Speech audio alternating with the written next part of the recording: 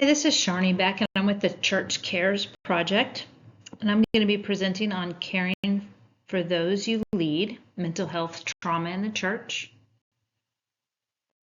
And this particular section is on who cares for the caregiver. Some questions I'd like for you to consider.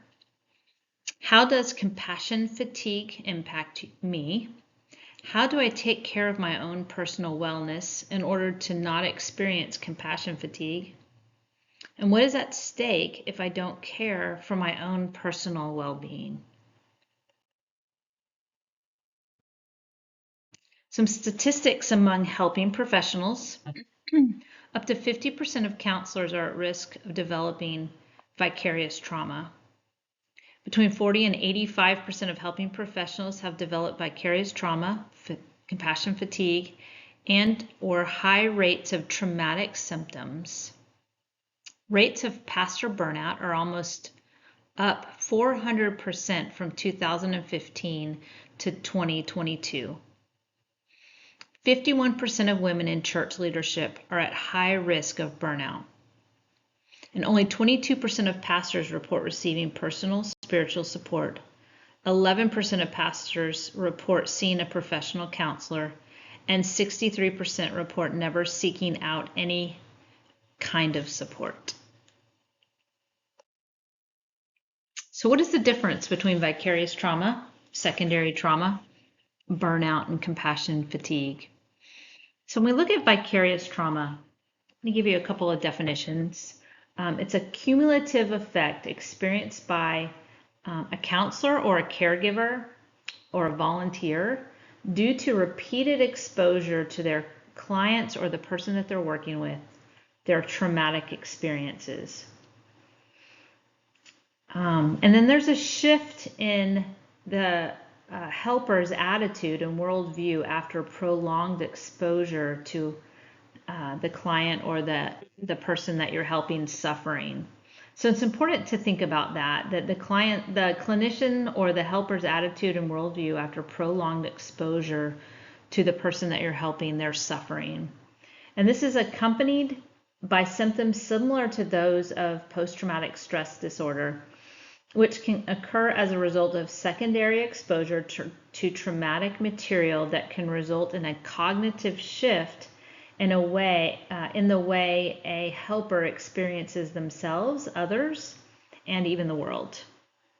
So an example might be if you've been working with a lot of couples that there's been an affair. It may feel like everybody is having an affair, or everyone is getting divorced, or everybody is having marriage problems. If you do a lot of work with people that might be suffering from cancer, it may feel like everybody is getting cancer because your worldview of that is everybody around you is experiencing some type of cancer.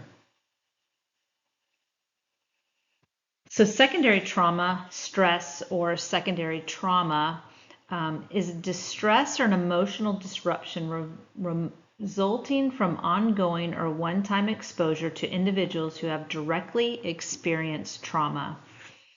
Work that involves working with people who have experienced a great deal of suffering can result in lasting results. So we see secondary trauma with maybe police officers or EMT workers, hospital workers, maybe ER workers, somebody who sees a car accident and experiences it, watching the car accident happen, that can be considered secondary trauma. So what is the definition of burnout? Feeling emotionally depleted or drained, and can result after a period of long-term work-related stress. And there's actually three parts to burnout. There's the emotional exhaustion, feeling that your personal energy is gone or depleted. There's a depersonalization or cynicism, feeling detached from your work, including a loss of motivation or even a loss of interest. And then the third one is just feeling of inefficiency, feeling helpless or hopeless about your work, and maybe a sense of failure to reach your personal work-related goals. So when you have all three of those parts, that would be considered potential for burnout. There's some great tools out there, assessment tools, to even take a self-test to see if you're struggling with burnout. And then the last one is compassion fatigue. It's a decreased ability to cope with the everyday environment, a state of emotional distress and exhaustion, and biological, psychological, and social dysfunction. So like a compassion distress, a chronic demands associated with caring for clients or caring for people within the church as you're a helper in significant emotional or physical distress. And so some of what research says is when you have secondary trauma and burnout, it equals compassion fatigue. So I want you to take a look at this tree. And there's a picture of a tree here. And what do you notice about the tree? What do you notice about the amount of fruit on the tree? And what do you notice about the limbs? Is it possible that the tree is spending all of its energy on producing the fruit, that the tree itself is dying? And I want you to think about that in your own life. Are you so busy trying to help everybody around you that you're not feeding yourself? You're not allowing yourself to have a space to be re-energized and to take a break. The next slide talks about presence with God, and there's an anchoring exercise in your handouts. It's a scripture walk through Psalms, and I encourage you to take a look at that and use that as a tool to calm yourself and maybe even to take a little emotional break from helping people, just to kind of strengthen yourself and ground yourself back in Scripture with the Lord.